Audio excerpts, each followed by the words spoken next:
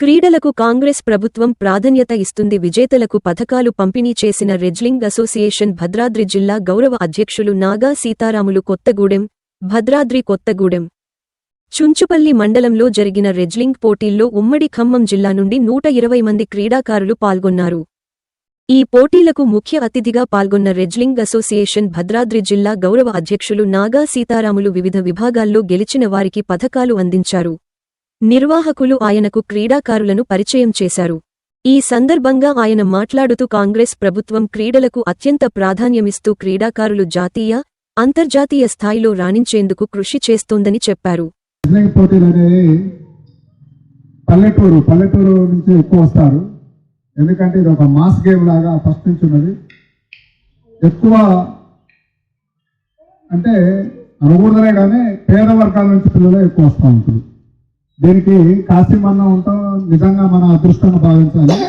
ఎందుకంటే చిన్నప్పటి నుంచి కూడా కష్టపడి ఇప్పుడు పోలీస్ డిపార్ట్మెంట్లో మేము ఆలోచించింది ఇంకా అత్యున్నత స్థాయి. ఇంకా ఆయనకి దేవుడు ఇంకా ముందు కూడా వరాలు ఇచ్చి ఆయన ముందుకు తీసుకెళ్లాలని మనస్ఫూర్తిగా కోరుకుంటున్నాను.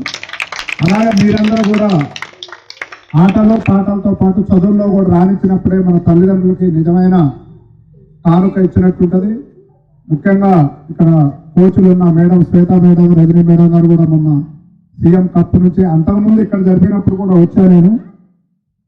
నాకు కూడా ఏంటంటే క్రీడల పట్ల ఆసక్తి ఉన్నది కాబట్టి ఏ టైం అయినా వెళ్ళాలి, మీతో కలుసుకోవాలి, మీతో పాలు పంచుకోవాలనే ఒక అభిప్రాయం ఉంటుంది. ముఖ్యంగా ఈ ఆటల్ని మొన్ననే కలెక్టర్ గారితో నేను చెప్పాము.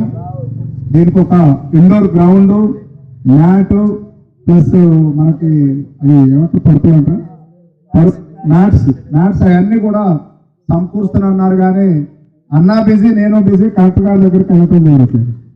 తప్పనిసరిగా ఈ వారంలో వెళ్ళి మీకు కావాల్సిన సదుపాయాలన్నీ కూడా సమకూర్చుకోవడం.